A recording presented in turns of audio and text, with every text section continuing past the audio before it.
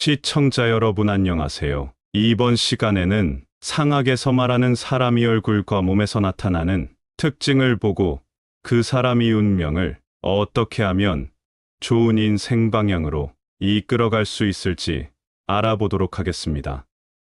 그럼 시작하기에 앞서 구독, 좋아요 부탁드리겠습니다. 그럼 시작하겠습니다. 사람의 얼굴과 체형을 보면 그 사람의 미래가 보인다. 이러한 말이 상법입니다. 하지만 상법의 본래 의미는 바꾸고 변화시키라는 것입니다. 절대 그러한 운명이라고 말을 하는 것이 아닙니다. 그러므로 인상과 체형으로 인해 한 인간의 삶의 운명이 정해져 있는 것이 아님을 꼭 명심하셔야 합니다. 하지만 그럼에도 불구하고 얼굴에 어떠한 안 좋은 흔적이 생기면 여러분의 앞날이 그것으로 인해서 조정적인 기운을 가져올 수 있으므로 인지하고 바꾸어 나가는 것이 좋겠습니다. 상학에서 말하길 얼굴과 체형은 우리의 정신 건강 상태를 판단할 수 있는 곳이라고 말을 합니다. 그리고 한의학에서도 이 얼굴 부위를 신체의 건강 상태를 판단할 수 있는 곳이라고 하여 간혹 인체의 거울이라고도 말을 합니다. 그래서 얼굴의 변화 상태로 그 사람의 건강 상태를 측정하는 망진법이라는 것이 있기도 합니다. 그리고 상학에서는 얼굴과 체형의 조화와 균형을 보고 또 착색을 보고 또 모양의 변화를 보아 향후의 운의 상태를 예상하기도 합니다. 현재 정신이 바로 그 사람의 미래를 만드는 것이기 때문입니다. 얼굴에 이러한 흔적이 생기고 있다면 지금 여러분의 건강 상태가 문제가 있다는 것이고 또 향후에 여러분의 삶이 어려워지게 된다라는 것을 암시하는 것이기도 합니다. 첫 번째로 눈 주변에 나타나는 운의 상태입니다.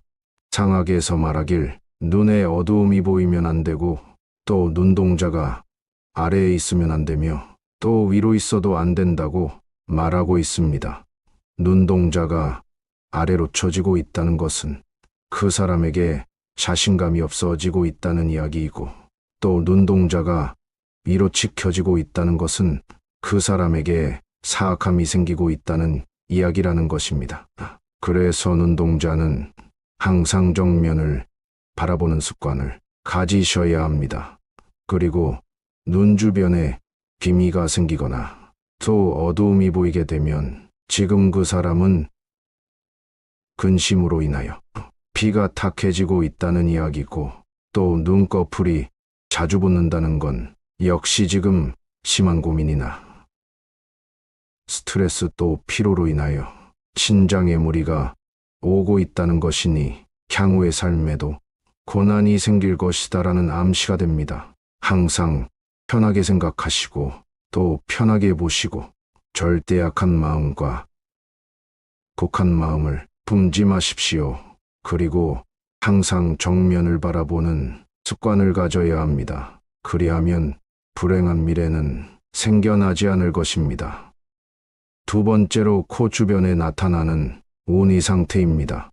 거울을 보시게 되면 대부분의 분들이 코의 좌우가 대칭이 되지 않고 불균형할 것입니다. 코는 향후 재물복이 얼마나 커질 것인가를 측정하는 곳이고 그것은 바로 좌우 대칭의 균형감으로 판단을 합니다.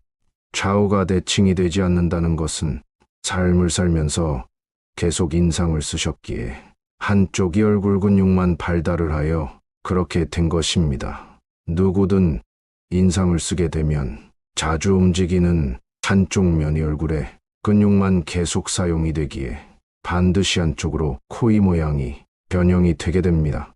앞으로는 인상을 쓰기보단 자주 웃어야 합니다.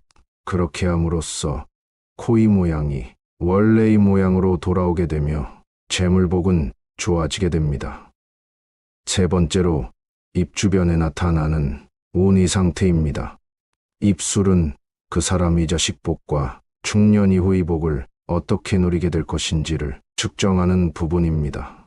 입술의 좌우의 균형이 맞지 않는다면 문제가 될 수 있습니다. 그러므로 자주 웃는 것이 좋습니다. 입에서는 정말 중요한 것은 입술에서의 붉음의 상태입니다. 입술이 창백하면 반드시 병으로 고생을 하고 또 입술에 검은 빛이 드러나게 되면 자식 문제로 고생을 할 수 있다라는 암시를 한다고 합니다. 그래서 과거에도 그랬고 현대에서도 입술만큼은 화장을 하였으며 현재도 화장을 하는데 신경 쓰곤 합니다. 운동을 함으로써 혈액순환에 매우 긍정적인 영향을 미치며 입술의 붉은 기운을 가져다 주어 복과 건강을 가져다 주며 결론적으로는 행복을 가져다 줍니다. 네 번째로 이마 주변으로 나타나는 운의 상태입니다. 간혹 이마가 넓으면 마음이 인자할 것이며 이마가 좁으면 속이 좁을 것이다라는 이러한 이야기들이 들으셨을 것입니다. 하지만 이러한 이야기는 속설에 불과합니다. 상법에서 말하길 전혀 상관이 없는 이해하기라고 합니다. 상법에서는 이마가 빛이 나고 윤기가 있어야 좋다고 합니다. 이마에서 어둠이 보이거나 감이 보이면 그러한 사람은 불행해질 것이다라고 합니다. 이마의 모양보다는 이마의 착색, 즉 맑기를 보라고 합니다. 그러므로 스트레스를 줄이고 운동을 하는 것이 좋습니다. 운동과 긍정적인 마음은 이마에 밝은 빛을 가져다 주며 이러한 작은 행동들은 행복한 삶과 구기영화로 인도해 줄 것입니다. 다섯 번째로 얼굴 전체로 나타나는 운의 상태입니다. 상법에서는 말합니다. 궁극적으로 타인이 보는 자신의 이미지를 말합니다. 이미지가 좋은 사람은 관상 또한 좋다고 합니다. 그래서 운이 좋아질 때는 주변 사람들로부터 얼굴이 엄청 좋아졌다라는 말을 많이 듣게 될 것입니다. 물론 이와 반대로 운이 나빠질 때는 주변 사람들로부터 안색이 안 좋다거나 얼굴에 근심이 가득해 보인다와 같은 소리를 듣게 될 것입니다. 얼굴 전체에 드러나는 이미지는 긍정적인 주변의 소리와 부드러운 미소, 밝은 표정은 긍정의 힘을 불러 모으게 됩니다. 여섯 번째로 주름에 나타나는 운의 상태입니다. 누구든 나이가 들게 되면 주름이 생기고 또한 드러나게 마련입니다. 그러나 대부분의 가로주름은 그리 좋은 것이 아닙니다. 세로로 생기는 주름이 좋은 주름이라는 것을 알고 있을 것입니다. 대부분의 얼굴 주름들은 거의 모두 그렇습니다. 세로주름이 생겼다는 것은 아마도 인상을 쓰기에 생기는 것일 것입니다. 하지만 가로주름은 웃고 행복하기에 생기는 것입니다. 웃음은 몸 안에서 좋은 기운을 가져다 주며 병도 치료합니다. 또한 주변에 좋은 영향을 기여합니다. 그러므로 힘이 들어도 웃고 화가 나도 웃으려 노력해야 합니다. 그렇다면 분명히 여러분의 얼굴에는 좋은 주름들이 생겨나게 될 것이며 이로 인해 여러분의 인상은 평온함이 보이는 인상으로 변해가게 될 것이며 자신뿐만 아니라 주변에게도 밝은 미래를 불러일으키게 될 것입니다.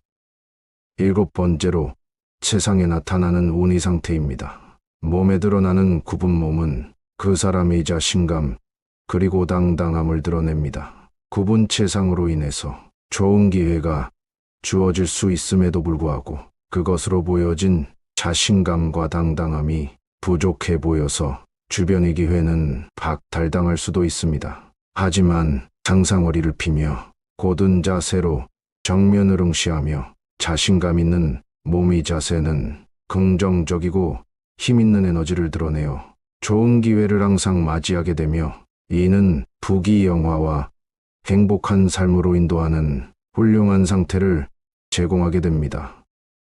시청해 주셔서 감사합니다. 좋은 양질의 동영상을 지속적으로 원하신다면 구독, 좋아요 부탁드리겠습니다.